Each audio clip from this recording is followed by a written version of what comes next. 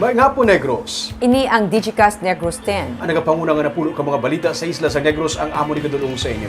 Update niyo kami via Facebook, YouTube, kag sa KCAT Channel 11. Kag subong mabatian na kami sa FM station nga 91.1 FMR Bacolod. Kagyari ng top 10 nga mga balita sa Negros subong adlaw. DepEd nga paabot nga mapatuman na limited face-to-face classes sa tanan nga mga eskwelahan sa next school year. AFP kag PNP nagpasalig sa COMELEC nga ang mga encounter sa Mamaylan City hindi makaapekto sa piniliay. LPA nagadala sa ulan sa Visayas. Duha ka mga amay patay bangod sang inaway sang ilang mga anak.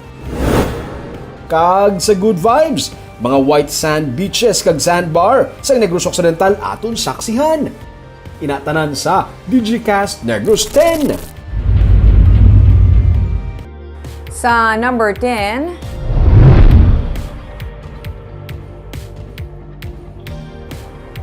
Las 12 ni nga hapon nagpagwa sang rainfall advisory ang Pag-asa nga nagalakip sang Negros Occidental. Ang pagbunok sang ulan dala sang LPA.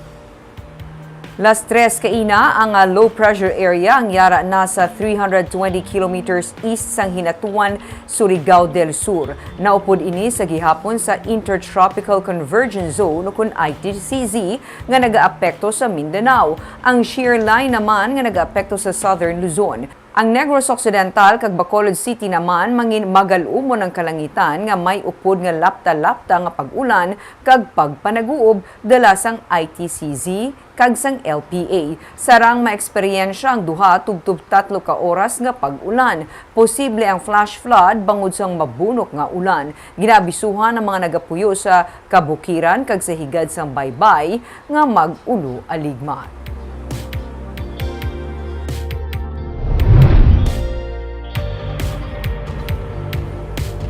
Sa number 9, 4 ka mga softball teams sa probinsya nagsambuha para sa natalanang nga palarong pambansa. Bisan pa nag-ulan ang inbainit ang nauna nga adlaw nga pagsambuha sa tunga sang 4 ka mga softball teams para sa Amateur Softball Association of the Philippines sa tournament sa Bacolod City National High School. Malapit duhaman ka tuig nga wala makahampang ang mga kabataan tugas sa COVID-19 pandemic. Gani bisan ang mga manunudlo ang nalipay nga liwat makit-an ng mga players gikan sa Bacolod City National High School, Domingo Lacson National High School, Ramon Torres National High School sa Bagong City, kag Barangay E. Lopez National High School sa siyudad sang Silay. Sunod sa DepEd ang 4-day competition kabahin sa pagpanghanda para sa palarong pambansa sa madason nga tuig. Ang softball isa lamang sa mga sports competition nga nagpakilala sa mga Negrense athletes sa international competition. Again, in keeping with the tradition of representing the country in future tournaments, the province accepted this challenge, and I understand all our athletes and our officials have been swabbed for rapid antigen and they all passed. This will be the benchmark of what we are going to do in the Palarong Papansa, and we are very happy to have you here with us.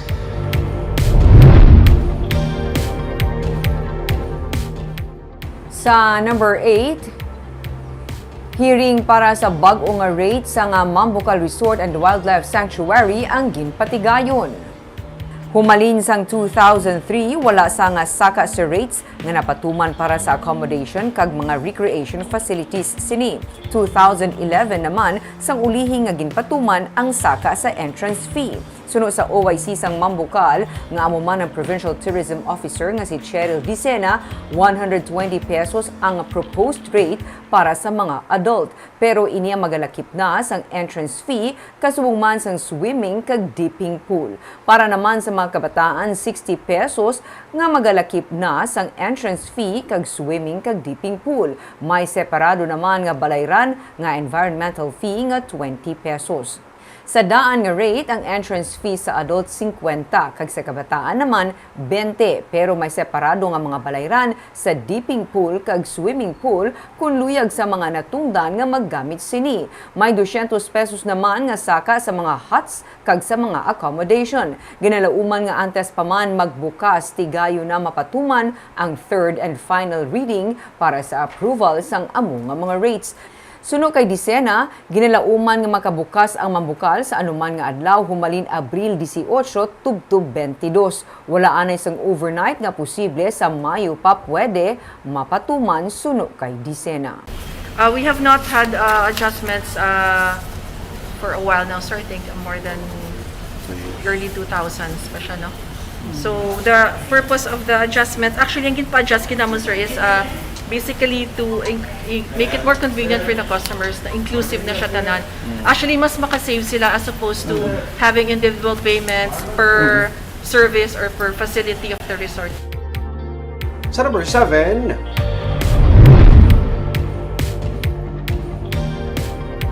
malapit sa tunga sa milyon ka pesos ka balor sa shabu nakuha sa babast operation sa Barangay Singkang Airport sa Bacolod City.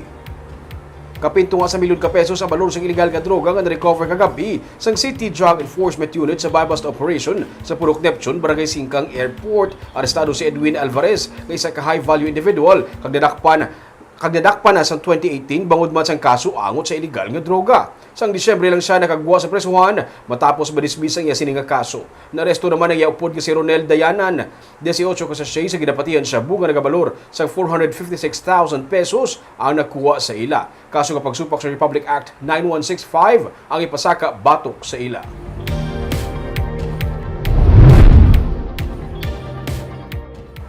Sa number 6, isa patay, isa pilason sa pagbunggos ang dump truck sa motor sa Negros Oriental.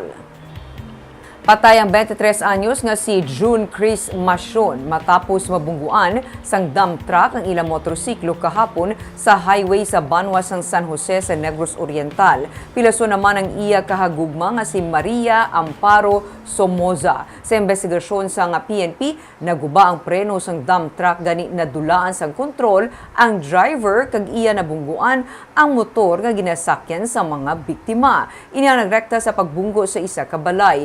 Dead on arrival sa ospital si Masion, samtang padayon naman nga ginabulong ang iya nga upo.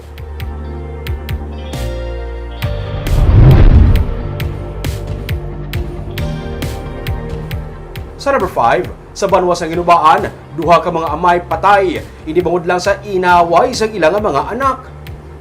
Patay 41 anyos nga si Junie Carbonilla matapos ginpulihan sa mga maghimata sa barangay San Rafael, Banwa sa Ginubaan. Napatay man ang isa sa mga sospek nga si Michael Indukan. Sunod sa PNP, ginsulong ni Indukan ang biktima sa sining nga balay bangod sang away sang ilang mga kabataan. Nagbaysay ang duha, kag una nga ginlabo ni Carbonilla ang sospek sang makita nga may dala ini nga binangon. Nagbalos man labo si Indukan. Nakita ini sang ianong ka mga himata kag ila ginpulihan si Carbonilla. Dead on the spot ang biktima, samtang sa ospital naman ginbawian sang kabuhi si Indukan. Naaresto ang duha sa mga himata nga nagpuli kag napasaka naman ang kaso nga murder batok sa ila.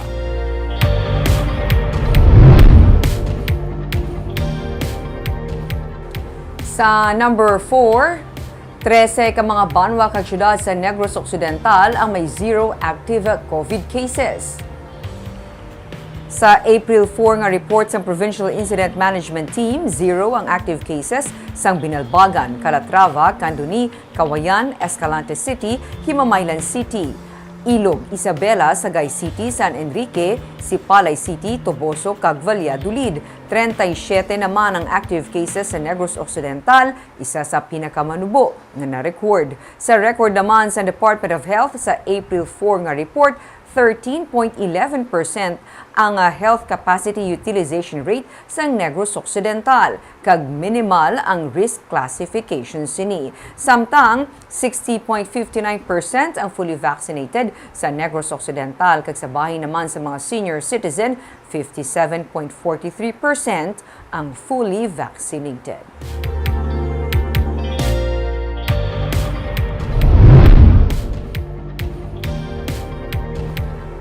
Sa number 3, pag-require sa booster dose, suportado sa pamuno sang City Health Office. ang pagbabaskog sa vaccination program halin sa mga mega vaccination center sa mga mall pagkadto sa mga purok sa kabaranggayan ang kabahin sang tikang sa Bacolod Emergency Operation Center agud mapangapinan ang publiko sa posible liwat kapag saka sa COVID-19 cases sa pungsod. Sunod sa kay Dr. Edwin Miraflor, officer in charge sa City Health Office, may nagaluntad nga pagsaka sa COVID-19 cases sa kaiping nga pungsod sa Asia bungod man sa panibagong strain ng virus. Gani prioridad karon sa vaccination team paagi sa mobile vaccine ang pag-administer sa booster dose para sa mga vulnerable population na lakip diri mga senior citizen kag may mga comorbidity. Suportado man sa opisyal sang EOC ang pag-require sa booster shot nga nagaduso ang ukon nga ginaduso sa Department of Health. May 153% na fully vaccinated nga 18 to 59 age group sa Bacolod. 16% naman ang nakabaton sa booster shots. Move sa sa national level, DOH and Vaccine Experts Panel nga i-redefine ang fully vaccinated nga term. So so dapat to include a booster shot. So we are fully supporting this. Subong di medyo kampante pa mga tao kay alerta sa alert level 1.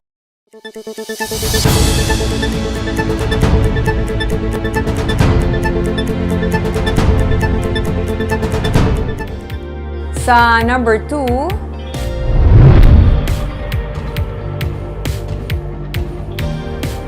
nagapabilin sa orange category ang syudad sang Himamaylan sa tunga sang sunod-sunod nga encounter sa lugar.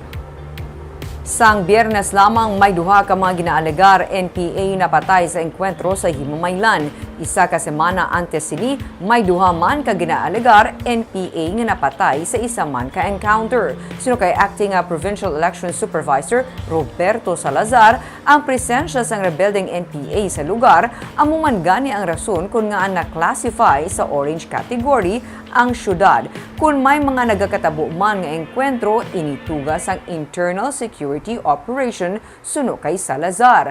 Wala sang pagbago sa classifications ng Himamaylan, kag suno sa iya, ginpasalig man siya sang militar kag PNP nga ang sitwasyon hindi magaapekto sa pagpatigayon sang eleksyon sa amo nga lugar. Yara naman sa Regional Joint Peace and Security Coordinating Council ang paglantaw sang rekomendasyon sa pagbutang sa Bacolod sa green category matapos inigin classify sa yellow category bangod sa ginalantaw intense political rivalry. Ilakip ang Bacolod 19 ang areas of concern sa probinsya.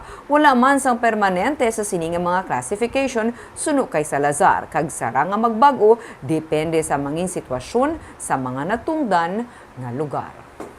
Well, the AFP naman and the PNP have assured us na it will not affect the conduct of the elections in the area.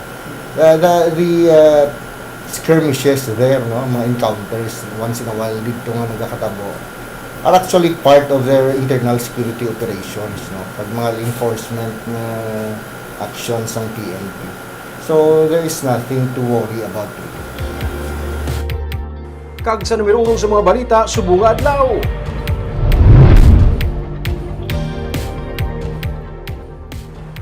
DepEd ginalauman ang pagbalik sang limited face-to-face classes sa tanan nga mga eskwelahan sa Bacolod sa bulan sang Hunyo.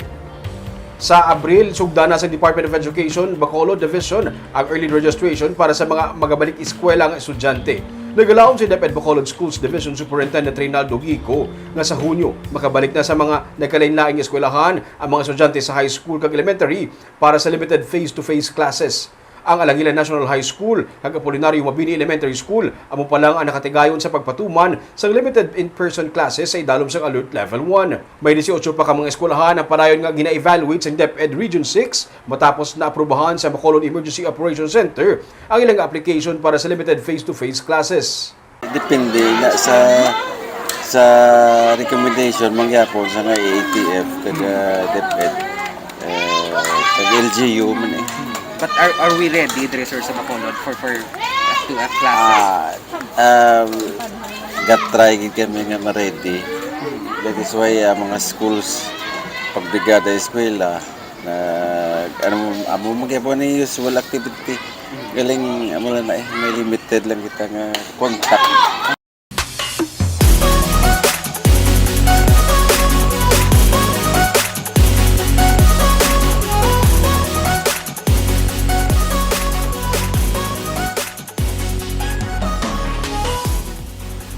Sa Good Vibes, basta summer, kadama nagapangita sang kaladtuan nga beach. Kung wala pa kamusang may makita nga inyo nga kaladtuan, yari ang pila sa mga suggestion ni Romeo Subaldo para sa inyo nga summer getaway. Kung baybayo kung beach ang paghahambalan, hindi man magpaulihi ang Negros Occidental. May mga white sand beaches kag mga sandbar man kita. Unahon ta sa norte. Kung gusto mo mag-island hopping, pwede ka maka-kick off sa San Carlos City, tabok sa Sipaway Island. Kag tabok pagid sa Campo Labo Sandbar, nga parte na sa Calatrava. Make sure nga may dala nga pagkaon. Kaya ang sandbar, wala dali sa balaklan sa pagkaon. Sa Escalante City naman, ginadagsa sa mga turista ang floating cottages nga marentahan nyo exclusively para lang sa inyong pamilya o kung sa inyong nga grupo. May nanalisari ng mga amenities ang tag sa ka-floating cottage. Mayara sa may slide, mayara man sa may mga pang-party. Kang the best part kay nag-aangkla ang floating cottage sa sandbar kag pwede magpanaog kag magpaligo sa white sandbar. Sa sur naman, syempre, hindi magpaulihi ang Sipalay City, white sand nga public beach, pati na ang mga resorts. Ini ang paborito nga kaladtuan kung Holy Week kag kung summer bangod sa kadamo sa mga resorts nga pwede matiniran diri. Sa Kawayan, isa sa mga nagauso sa karon nga kaladtuan amo ang mga balsa. Sa Barangay Tuyom, mayara man sa mga balsa nga ginarentahan exclusively para man sa inyong nga pamilya kag sa barkada.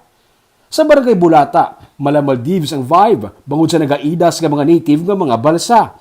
Matinlok ag matinaw ang tubig nga nagatubang lang sa Danhugan Island.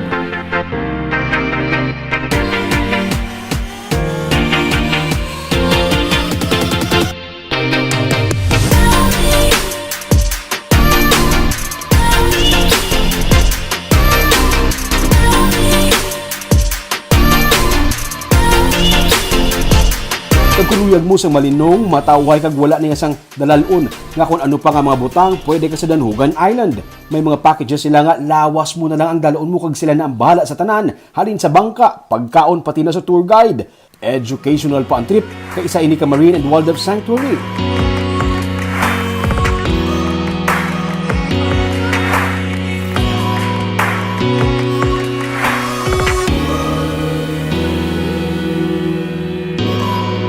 Pwede makitangot sa ilang mga tourism offices para sa dugang nga mga impormasyon o kung sa mga Facebook page sa mga resort.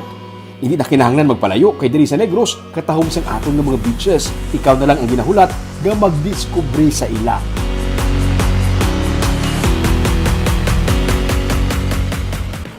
Actually, ganito ko na siyang report. Hindi ka na magpapamangkot. Hindi namin nga beaches. Send ko na sila report. Para kompleto namin kagming, after sang pandemic nato yung inagyan, we deserve gidya sang break nga ginatawag. Kag sa mo na kainit, deserve naman ako kapugnaw. Mayroon sa mga ulan-ulan, pero mga adlaw, may adlaw yung grabing init.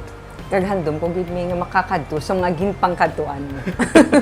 Kagawin ito mga balita sa Negros subong nga adlaw. Kay man sa panahon karon importante nga may ihibalo ka sa nagakatabo sa imo nga palibot. Pero dapat balanse kag eksakto mga impormasyon. Padayon kami nga magapangalagad sa Negrosanon. Ako si Barbara Mijares. Tub-tub sa buwas, ako naman si Romeo Subaldo, mayong hapon.